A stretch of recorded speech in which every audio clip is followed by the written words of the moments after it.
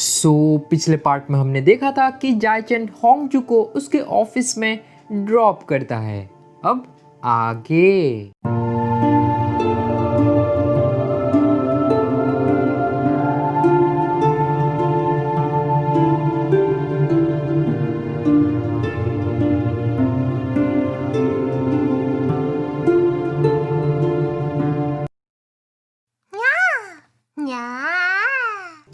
Video की शुरुआत होती है ह्योबम की ऑफिस से, जहाँ पे ह्योबम एक पर्सन को बैठा हुआ देखता है और उस पर्सन का नाम है कांग डेही, जो ह्योबम से बोलता है कि मैंने एक एक्सीडेंट में अपने बड़े भाई को मार दिया है, तो क्या तुम मुझे इनोसेंट प्रूफ करवा सकते हो। जिसके जवाब में ह्योबम पहले तो कुछ नहीं बोलता, मगर डेही के पैसे ऑफर करने के बाद वो केस के लिए राजी हो जाता है।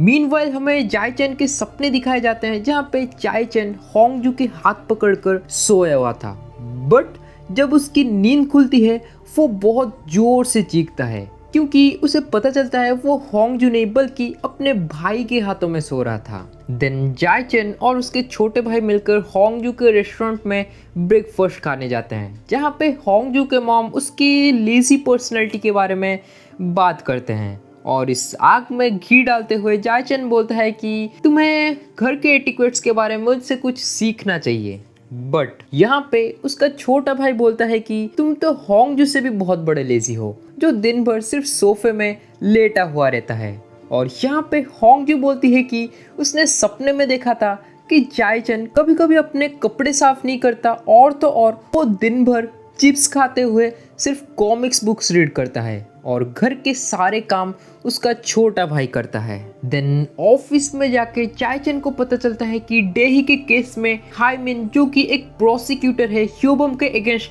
लड़ने वाला है। अब घर लौटकर जायचन को सपना आता है कि एक अंधेरी रात में डाही सीढ़ी चढ़ रहा था, जहाँ पे उसके हाथों से खून टपक रहे थे। साथ में वह होंगजू जायचन का नाम लेते हुए बोलती है कि काश तुमने इसे अपने सपने में देख लिया होता। और ये सुनकर जायचन की नींद अचानक से ही खुल जाती है। अब जायचन कोर्ट में जाता है, क्योंकि आज डाही के केस की सुनाई होने वाली है, जहाँ पे डाही पूछता है कि हमारे जीतने के चांसेस कितने हैं, और ह्योबम बोलता है कि 99:1। डाही को ये सुनकर लगता है कि शायद उनके 1% चांसेस है, लेकिन ह्योबम बोलता है कि उनके विनिंग चांसेस 99% है। और ऐसा ही होता है, क्योंकि ह्योबम एक घटिया तरीका इस्तेमाल करके डाही को इनोसेंट प्रूफ कर देता है कि एक्सीडेंट से पहले ही उसका भाई हार्ट अटैक में मर चुका था। डाही इनोसेंट है। 간접 증거들 사이에 모순이 있어서는 안 됩니다. 그러나 체온, 산소 포화도 119 구급 요원의 증언들 모두 लेकिन जायचन इस रिजल्ट से बिल्कुल भी सेटिस्फाई नहीं है। वो ऑफिस में डाही के कुछ फाइल्स चेक करता है। मीनवाइल डाही के सिस्टर को पता चल गया है कि उसके भाई को डाही ने एक्सीडेंट से पहले पोटेशियम साइनाइड दे दिया था, जिसकी वजह से उसकी हार्ट अटैक हो गई।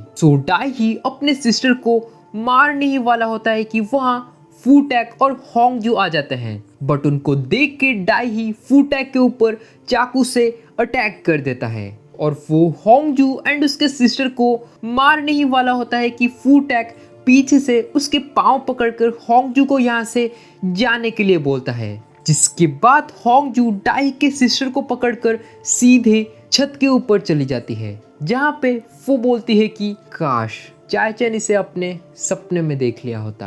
बट यहाँ पे डाही उनको ढूंढने ही वाला होता है कि जायचन वहाँ स्लो मोशन में आके बोलता है कि Dahee you are under arrest. 강대씨! 동생 강병희를 청산가리로 음독살해한 혐의. Then उसके अगले दिन जायचन और होंगजू हॉस्पिटल में है, क्योंकि फूटैक को अभी तक भी होश नहीं आई है।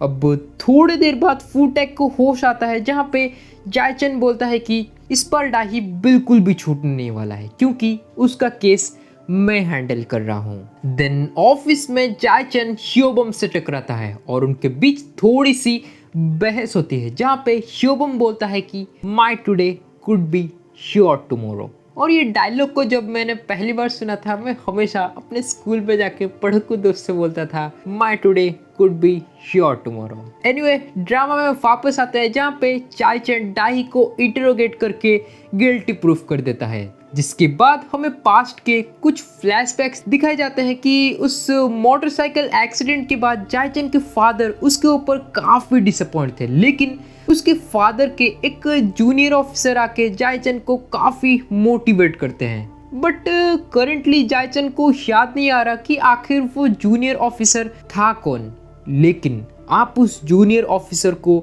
जरूर याद रखना, क्योंकि एंडिंग के एपिसोड में ये आपको बहुत रुलाने वाला है। मीनवाइल फूटैक थोड़ा सा ठीक हो गया है, सो वो होंगजू के घर डिनर खाने आता है और ये देखकर जायचन का भाई बोलता है कि तुम यहीं घर में ही बैठे रहो, देखना एक दिन वो तुम्हारे गर्लफ्रेंड को जरूर छीन लेगा।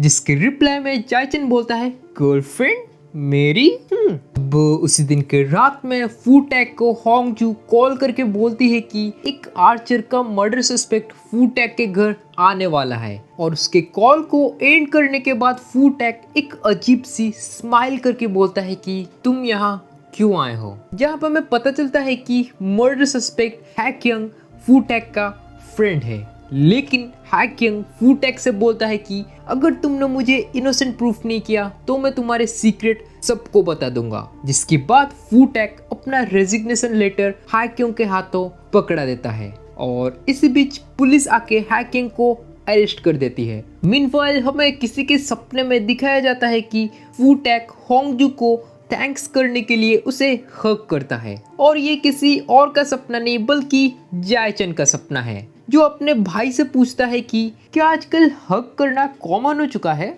और इसका रिप्लाई में सेओंगन बोलता है कि तुम दिन भर दिन पागल बनते जा रहे हो। मीनवाइल हमें पता चलता है कि वो आर्चर के फादर ह्यूबम के पास आए हैं हैक्यंग को सजा दिलाने के लिए। देन उसके अगले दिन फूटैक जायचन के ऑफिस में जाता है क्वेश्चनिंग के लिए, और उसको देखकर ऑफिस के सारे गर्ल्स बोलते हैं, वाह, क्या आजकल सारे पुलिस ऑफिसर्स इतने हैंडसम होते हैं।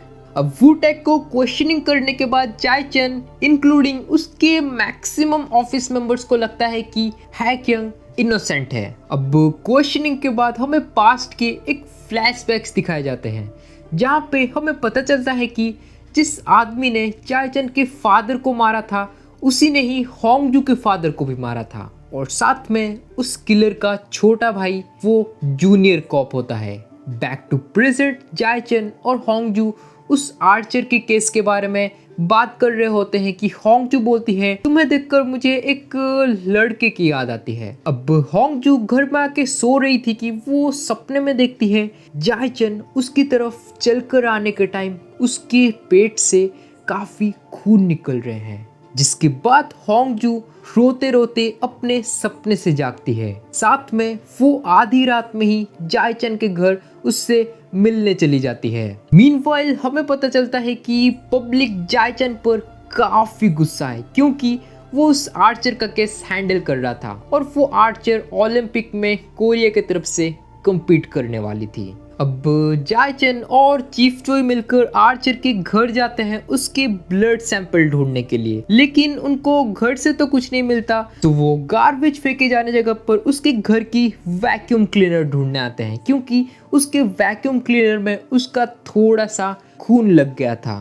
बट सरप्राइजिंगली वहाँ होंगजू के साथ साथ फूटैक एंड उसके पार्टनर भी आए हैं वैक्यूम क्लीनर को ढूंढने के लिए। अब काफी ढूंढने के बाद उन्हें फाइनली वैक्यूम क्लीनर मिल जाता है, और उस आर्चर के ब्लड रिपोर्ट से प्रूफ हो जाता है कि उसे किसी ने मारा ही नहीं था, बल्कि उसकी डेथ एक बीमारी की वजह से हुई थी। तो हैक्यंग इनोसेंट प्रूफ हो जाता है। लेकिन ये देखकर वो आर्चर के फादर काफी गुस्सा हो जाते हैं, और उसके थोड़े ही देर बाद जायचन एक ज्वेलरी शॉप से रिंग खरीद के होंगजू से मिलने आता है। लेकिन जायचन और होंगजू के नजर एक दूसरे से मिलने के टाइम होंगजू देखती है कि जायचन के पेट से खून टपकने लगा है, जहाँ पे होंगजू को पता चलता है कि वो आर्चर के फादर ने जायचन को शूट कर दिया है। इसके तुरंत ही बाद जायचन को एक हॉस्पिटल में एडमिट कर दिया जाता है। साथ में उस आर्चर के फादर को भी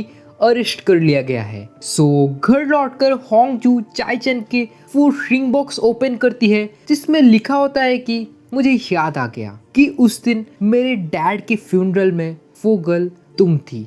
और इसे पढ़ने के बाद होंगजू की आंखों से आंसू टपकने लगते हैं। मीनवाइल प्रोसिक्यूटर के ऑफिस में पता चलता है कि उस आर्चर के फादर को जायचन की फोटो ह्योबम ने दी थी, लेकिन उसके ऊपर एविडेंस नहीं होने की वजह से वो उसका कुछ नहीं बिगाड़ सकते। अब हॉस्पिटल में जायचन की कंडीशन थोड़ी सी ठीक हो चुकी है, लेकिन इस बुरे कंडीशन में ही वो होंगजू से मिलने चला जाता है। मगर बाहर अचानक से ही बारिश होनी शुरू हो जाती है, लेकिन वहाँ पे होंगजू एक अम्ब्रेला लेके आती है जिसको देखकर जायचन बोलता है कि it's nice to see you again. नाम होंगजू।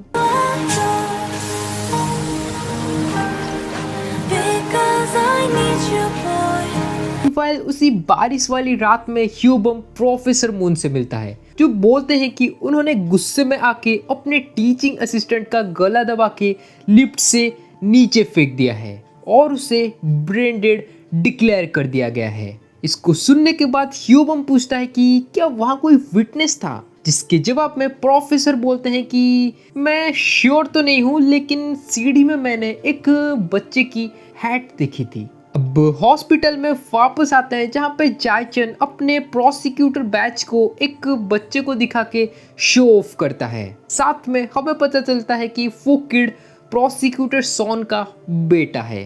देन हॉस्पिटल से बाहर आने के बाद जायचन उस टीचिंग असिस्टेंट के केस को हैंडल करने वाला है, लेकिन उसके सामने एक बहुत ही बड़ी प्रॉब्लम आ चुकी है, क्योंकि अगर वो टीचिंग असिस्टेंट के केस को लड़ेगा तो उस टीचिंग असिस्टेंट की ऑर्गन को ठीक टाइम पे डोनेट नहीं किया जा सकता, जिसकी वजह से 7 लोगों की जानें जा सकती है। और उसमें प्रोसिक्यूटर सॉन का बेटा भी शामिल है जिसको एक हार्ट डिजीज है। सो जायचन किसे चूज करेगा, जस्टिस या फिर 7 लोगों के लाइव्स? वेल, आपको जानने के लिए हमारा नेक्स्ट पार्ट देखना होगा, जिसको मैं जल्द से जल्द अपलोड करने की कोशिश करूँगा। और 2 दिनों से वीडियो नहीं आ रही थी, जिसका सबसे बड़ा रीज़न है थोड़ी सी हेल्थ की प्रॉब्लम्स।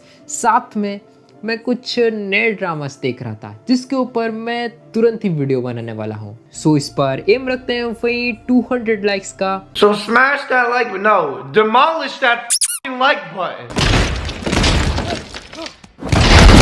और चैनल पे नए हो तो उस लाल वाले बटन को हल्के स्मैश के साथ जरूर दबा देना मेरे भाई। तो मिलते हैं आपसे एक और नए वीडियो के साथ, तब तक के लिए bye and take care. Remember to like and subscribe.